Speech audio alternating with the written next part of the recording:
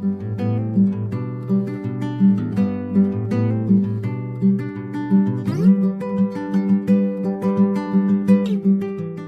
यीशु मसीह के मधुर नाम से सभी श्रोताओं को मेरी तरफ से शालोम। परमेश्वर का शांति हम सबके साथ हमेशा बने रहे। आज फिर से एक और बार परमेश्वर का वचन से मनन करने के लिए परमेश्वर ने हमें मदद किया, इसलिए मैं प्रभु को धन्यवाद करता हूँ। परमेश्वर कितना भला है। एक और हफ्ता परमेश्वर ने मेरी ज़िंदगी में दिया है। पिछले दिन एक वचन सुनते समय एक पास्टर जी इस तरह से बता रहे थे कि हमें परमेश्वर अपनी योजना के लिए तैयार करते हैं और हमारे ऊपर मृत्यु तब तक हमला नहीं कर सकते, मृत्यु हमारे ऊपर तब तक कब्जा नहीं कर सकते जब तक हमें परमेश्वर की उद्देश्य हमारी ज़िंदगी में पूरे नहीं होता। तो परमेश्वर के उद्देश्य हमारी ज़िंदगी में पूरे होने दे। और हर एक प्रभु के दास लोग, परमेश्वर के सेवक लोग ये कह कर गया कि मेरे दौड़ पूरा हो गया। जैसे संत पौलुस बताते हैं, मेरे दौड़ मैंने पूरा किया है। इस तरह से हम भी अपने दौड़ को पूरा करें। परमेश्वर हमें रखा हुआ जगहों पर परमेश्वर की सेवकाई में परमेश्वर ने किया, परमेश्वर हमारे ज़िंदगी में करने वाला तमाम बातों को लेकर उन्हीं का महिमा कर कर चलने में प्रभु हम सबको मदद करे। हम रोमियो का 6 अध्याय और उसका पहले 2, 3, 4 आयतों को हमने देखा। आज हम 5 आयत से लेकर हम पढ़ेंगे और उसके विस्तार से हम देखेंगे। मृत्यु के बारे में हमने देखा, यीशु मसीह के साथ हम गढ़ा जाता है, हम मृत्यु में चला जाता है और हम ऐसे हैं तो फिर कैसे जिएंगे। लास्ट में 4 आयत में हमने देखा, ऐसे है तो हम मसीह में एक नया जिंदगी जीने चाहिए। 5 आयत हम पढ़ेंगे, पढ़िए। क्योंकि यदि हम उनकी मृत्यु की समानता में उनके साथ जुड़ गए हैं तो निश्चय उनके जी उठने की समानता में भी जुड़ जाएंगे। मृत्यु की समानता में जुड़ जाएंगे तो जी उठने का समानता में भी हम जुड़ जाएगा। अगर एक व्यक्ति यीशु मसीह का मृत्यु की समानता में जुड़ जाएंगे तो हम यीशु मसीह का जी उठने का समानता में भी हम जुड़ जाएंगे। अगले आयतों को भी हम पढ़ेंगे ताकि हम इसको विस्तार से हम उसको देख सकें। पढ़िए। हम जानते हैं कि हमारा पुराना मनुष्य उनके साथ क्रूस पर चढ़ाया गया ताकि पाप का शरीर व्यर्थ हो जाए और हम आगे को पाप के दासवत में ना रहे। देखो यहाँ पर आगे को पाप का दासवत में ना रहे करके बोलने के पीछे कुछ बातें हैं, वहाँ पर हम बाद में आएंगे। पहले हम देखते हैं ये जो हमारा पुराना मनुष्य को क्या किया है, उनके साथ यीशु मसीह का साथ क्रूस पर चढ़ाया गया है। पुराना मनुष्य यीशु मसीह का साथ क्रूस पर चढ़ गया है। क्या है ये बताते हैं। जब संत पौलुस इतनी बातों को बताते समय प्रेरित पतरस भी इसके बारे में बताते हैं। हम एक आयत पढ़ेंगे पतरस की पहली पत्री और उसका 2 अध्याय और उसका 24वां आयत हम पढ़ेंगे। वह आप ही हमारा पापों को अपनी देह पर लिए हुए क्रूस पर चढ़ गया। हाँ, वे आप ही, प्रभु यीशु आप ही हमारे पापों को अपने देह पर लेकर क्रूस पर चढ़ गया है। क्रूस पर चढ़ गया। मेरे और आपके पापों को लेकर प्रभु यीशु क्रूस पर चढ़ गया है। आपके पापों को लेकर, मेरे पापों को लेकर, सारी दुनिया के पापों को लेकर। जब हम पापी ही थे, प्रभु यीशु ने हमारे लिए क्रूस पर अपने हमारे पापों को लेकर चढ़ गया है। ये इस तरह से परमेश्वर ने अपने प्यार को दिखाया है। अपने प्यार को प्रभु यीशु ने दिखाया हुआ तरीका ये है। पढ़िए, हम एक और आयत हम पढ़ेंगे। इसका 5वां आयत में हम वापस आते हैं। क्योंकि हाँ। यदि हम उनकी मृत्यु की समानता में नहीं, 5वां अध्याय में हम वापस आएंगे, 5वां अध्याय। और वहाँ पर लिखा है कि जब हम पापी थे तो परमेश्वर हमारे लिए उसका 10वां आयत पढ़िए। क्योंकि धैर्य होने की दिशा में उनके पुत्र की मृत्यु के द्वारा हमारा मेल परमेश्वर के साथ हुआ, तो फिर मेल हो जाने पर उनके जीवन के कारण हम उद्धार क्यों ना पाएगा। देखो, यीशु मसीह का मृत्यु के द्वारा हमें उद्धार मिला है। यीशु मसीह का मृत्यु के द्वारा हमें क्या मिला है? उद्धार मिला है। प्रभु यीशु हमें उद्धार दिया है। मृत्यु, यीशु मसीह का मृत्यु जो है, हम यहाँ पर देखा यीशु मसीह के साथ हम मर गया, और हमारा मृत्यु यीशु मसीह के साथ जब हम मर जाते हैं तो हम जी भी उठेंगे। हम देख रहे हैं यीशु मसीह कैसे मरा है। अगले 6वां आयत में देखा कि हम अपने पुराना मनुष्य को क्या करना है? उसके साथ क्रूस पर चढ़ाया जाना है। क्रूस पर चढ़ाना है, पुराना मनुष्य को चढ़ाना है। क्यों चढ़ाना है? यीशु मसीह मरा कैसे है? यीशु मसीह हमारे पापों को लेकर वो क्रूस पर मर गया है। मेरे और आपके पापों को लेकर प्रभु यीशु क्रूस पर मर गया है। मेरे प्रियो, यीशु मसीह का मृत्यु मेरे और आपके पापों के लिए है। वो हमारे पापों के लिए मरा है, वो हमारा अपराधों के लिए मरा है। और यहाँ पर बताते हैं, अगर आप उनके साथ मर गया, उनके साथ मर गया, तो क्या बता रहे हैं? पुराना मनुष्य को, जो आदमी मनुष्य हैं, उसको हम यीशु मसीह का साथ मारना है। अब हम पाप के लिए नहीं जिएंगे। यह निर्णय लेकर पुराना मनुष्य को यीशु मसीह का साथ मार देना है। वो एक अवस्था है, हमारा एक नए जीवन में प्रवेश होने वाला एक अवस्था है। हम मर जाते हैं और नया जीवन में जाते हैं। इसका 6 अध्याय का 2री आयत में हमने देखा है, जबकि हम पाप में मर गया है, फिर हम उसमें कैसे जी सकते हैं? तो वास्तव में हम पुराना मनुष्य को मारा है। हम अपने आप को देखना है, हमारे जिंदगी को परखना है कि हमारा जिंदगी में कहाँ कहाँ इस पुराना मनुष्य जीवित रहते हैं। अगर हमारा जिंदगी में पुराना मनुष्य अभी भी जीवित है, उसको क्रूस पर चढ़ाओ। हर रोज हम देखकर, अपने आप को परख कर उसको क्रूस पर चढ़ाए। इस तरह से पवित्र अध्याय में हम आगे बढ़ सकते हैं। यहाँ पर बता रहे हैं, पुराना मनुष्य को हम क्रूस पर चढ़ाना है, तभी तो हम नया जीवन में जी सकेंगे। जब तक हम मरेंगे नहीं, पुराना मनुष्य को हम क्रूस पर चढ़ाएंगे नहीं, तो ये बातें जब बताते हैं, प्रेरित पत्रस के बातों को साथ में मिलाकर देखते हैं, वो हमारा पापों को लेकर चढ़ गया, क्रूस पर चढ़ गया, तो वो पहले से ही हमारा पापों को लेकर चढ़ गया।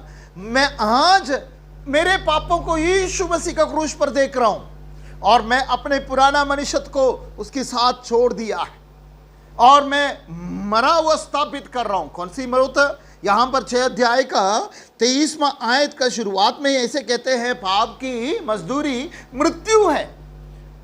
पाप की मजदूरी मृत्यु है। वो मौत यीशु मसीह के क्रूस पर मैं मर गया है।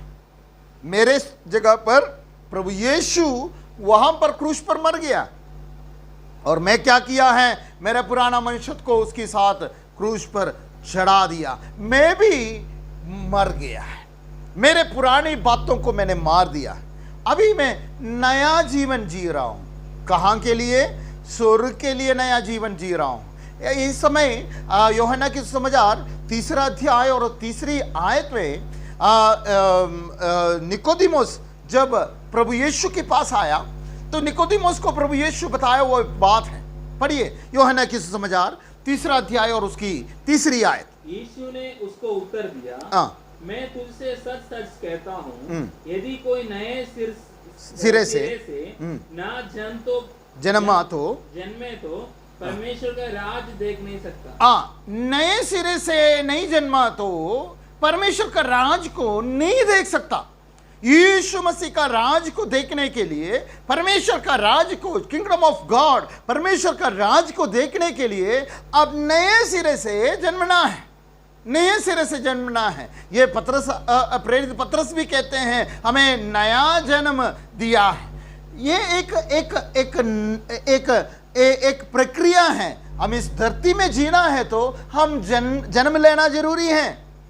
बहुत सारी बातों को हमें, परमेश्वर के बातों को बताने के लिए हम इस धरती की बातों को बताए तो ही हमें समझ में आते हैं।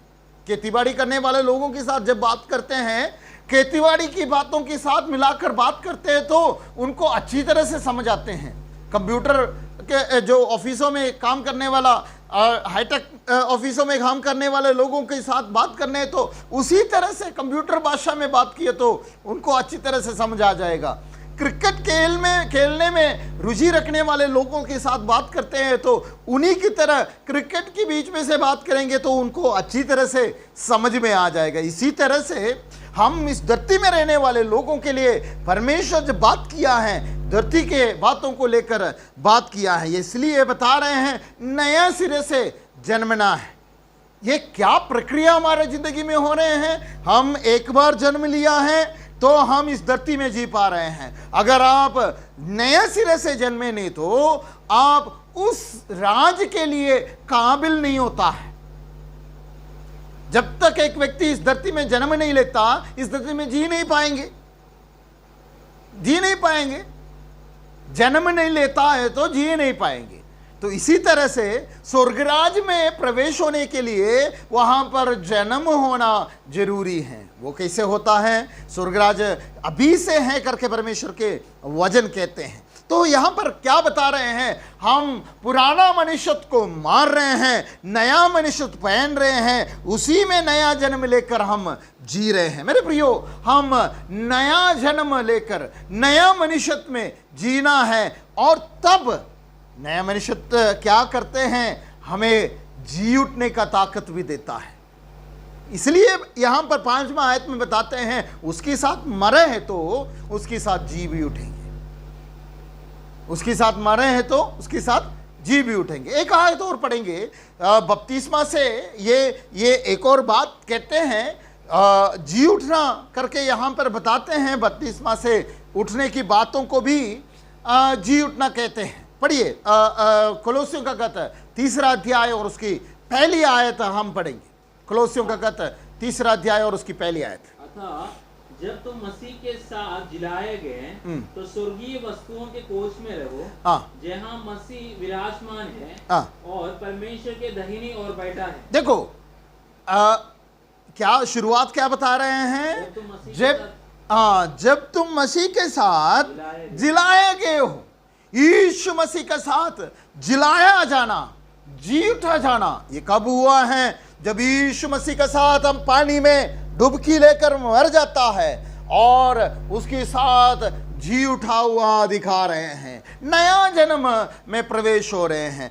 मरकर हम नया जन्म में प्रवेश हो रहे हैं। किस बात के लिए मर रहे हैं? पाप की मजदूरी जो मृत्यु है, उस मृत्यु में हम मरकर अभी नया जन्म प्राप्त कर नया जीवन जी रहे हैं, जी उठकर जी रहे हैं। एक और भाषा में आप समझाए तो ये ऐसे भी हैं कि आप शारीरिक तौर पर भी मर जाए, ये नया जीवन में क्या होता है? आप नया जन्म प्राप्त कर जी उठने का सामर्थ्य भी आपके अंदर आ जाता है।